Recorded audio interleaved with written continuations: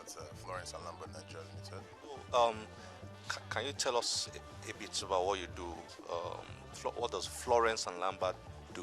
What are you into? Okay. Florence and Lambert has been in the business of book selling for over 15 years. We had a niche market selling basically law books, so supplying to chambers, to high court libraries, to lawyers, practicing and non-practicing. And then after some time, we felt a need to expand the business, to be able to supply to everybody that would need to read a book. So we branched out to all areas of all other professions, selling other books in the area of sciences, chemistry, agriculture, what have you. We also sell motivationals, Christian books, magazines, children books. So basically, what we're trying to do is to have a one-stop shop where you can get all kinds of books. We have a retail shop on Ikoji Road where you can walk in, pick up your books, and we're heavily into supplies into university libraries, secondary schools, primary schools, government agencies, parastatals, and what have you. Which is your core area? Is it the retail business or the supply business? Give us a bit of an insight into how it works for you and how it works for the book industry generally. Okay, our core area is basically a supply chain.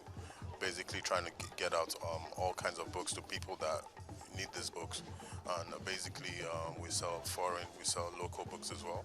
And we're trying to also encourage reading of local books in our country. I mean, there are so many books that people want and they cannot have access to. So, I mean, we have a channel whereby, I mean, we know where to source the books and we know who needs them. And we get it out to these people, basically, as I've said, universities, libraries, state library boards, things like that. Nigerian students use all sorts of textbooks ranging from biology, English, maths, economics, and so on. But have you ever wondered how those textbooks get into the classes? Well, I'm here with Thanos Publishers, one of the publishers that focuses on producing textbooks for students in Nigerian schools. Let's learn a little bit about the process that gets those books into the classes. The books, first and foremost, when we get the curriculum from the federal government, as a company, the board, they give a directive. Okay, let's get the best authors we can get for these books and see what they can write. With time, they set in snippets of their write-ups, maybe the first chapter, the table of contents. Then you, as an in-house editor or proofreader, we go through it to see if what is actually written is in line with the curriculum. We just don't collect a full manuscript from an author and said, okay, he has written it well and all well and good, let's print it out and dish it out to the public. No. When you get each chapter, or you can be, even if it's possible for him to write a page a day, but it's not easy for writers. Sometimes writers have writers, but this is educational material. So you should, because you're vast in that field, you should know how to write more and how to write fast about it. So after they do that, with time, we pick the best. We read through it and we pick the best. And we sign a contract with he or she. After doing that, we edit the book to suit our own in-house conformity, our own in-house style. Because every publishing firm has an in-house style. You make your diagrams very bold for the children to actually read and to explain what the books can actually explain and expatiate different things that are written in it. And after that, you send it to the NERDC. Although as proofreaders or in-house editors, you don't see everything in editing books. You don't. You might make a very silly mistake that when it gets to the NERDC, oh, the spots and red. They circulate out for you and go like, this is not meant to be written here. Or you write a total, okay, you as in-house editor, maybe you made a mistake and they are actually explaining to you that this actually is not the correct definition. Why not write so and so about this?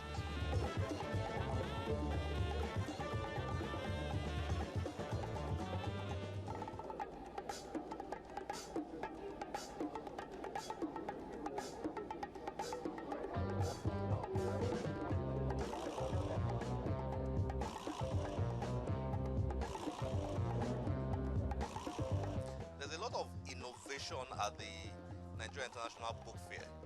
Now just imagine publishing a newspaper that when people open, all you will see are very important old news.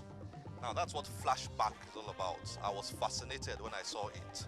There's a copy here with me. This governor must go. Can you remember the Ali must go saga? And then there's a report here on way back when Fela Anikulapo Kuti was injured. You can see it down there, the famous police raid on his empire and journey to Alagbon.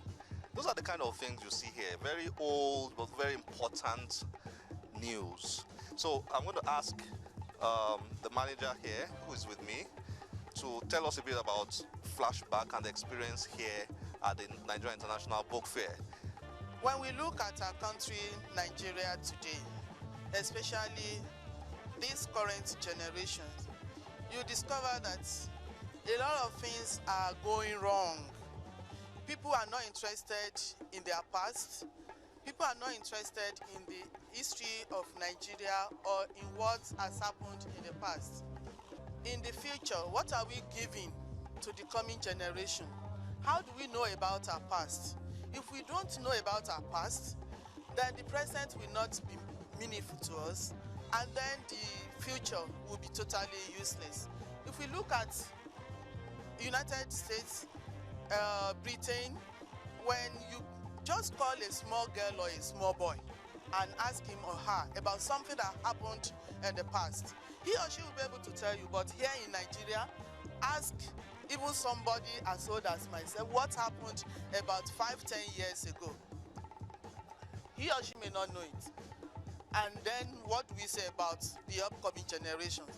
If those of us that are here now do not know anything about our past, then how do those that are coming behind know about it? So that was what informed us, and we now decided to bring out a kind of magazine, this newspaper, this historical flashback, that we need to have a reminiscence of all the things that have been happening in our country, so that we look at it and see whether those things, whether what is happening here now, right now, can be corrected.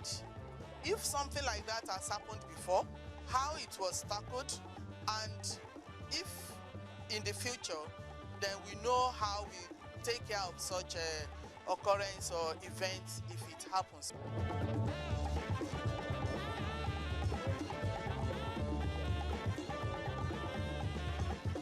I've always been curious about how well Nigerian books sell and which are the highest selling Nigerian books. So I'm going to ask a few booksellers at the book fair, which are the highest selling fiction and non-fiction books that they sell. So I'm starting off here at Bookcraft, one of the leading contemporary publishing firms in Nigeria. So I'm here with Dapo, who is the manager. Dapo, which books sell the most from your experience, from your observation? Okay, I'll say in an ascending order, the top three. Top three. I'll pick You Must Set Forth at Dawn, which is You Must Set Forth at Dawn by Wole Soyinka, which is a bestseller, if I'll put it that way. This is a big book. Yes. Are you saying Nigerians buy this book a lot? They buy it a lot. How much is a copy of this book? 3,500. 3,005. Yes. I've got a copy myself, so So you should know the reason why Nigerians buy it a lot. so this is your highest selling book. Yes. Okay. Now this is of course a non-fiction book. Non-fiction book, yes. Okay. Memoirs of Wole Soyinka. Okay. Right. So which one? The also? second has been sold out at the fair.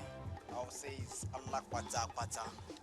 Is that also by Wole Soyinka. It's a play. No, It's also sold out. sold out at the fair.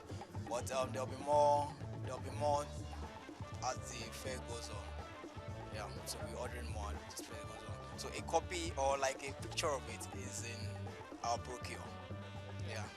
Okay. So that's Then another one. another Wole Soyinka book. Then Okay. the third on the list, I would say, is Witness to Justice by This is Reverend another Father. big book. People read. I mean, I have a copy of this. Yes, people want to know the truth behind the Truth and Reconciliation. Put-a-panel. Put-a-panel, you're right. So it's a book by Matthew Cooker.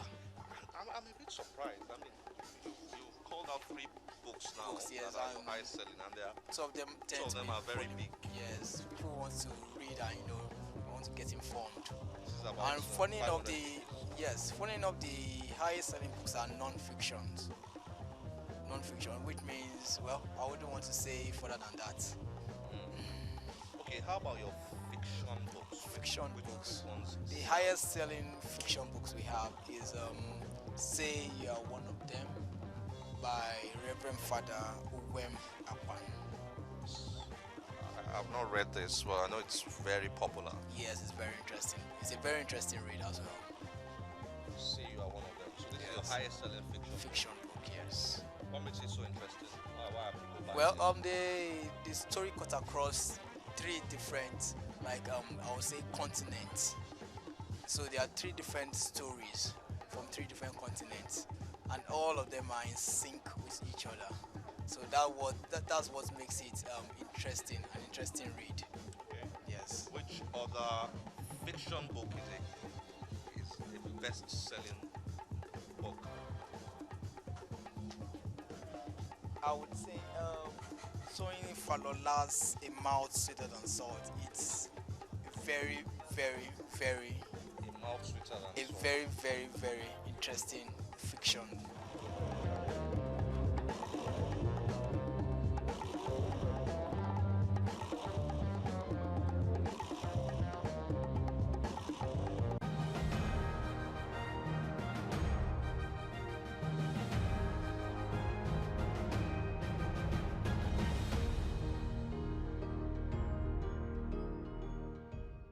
If Nigeria will become a great country, then we have to see more bookshops across our cities, more libraries in our local governments, and more book fairs like this.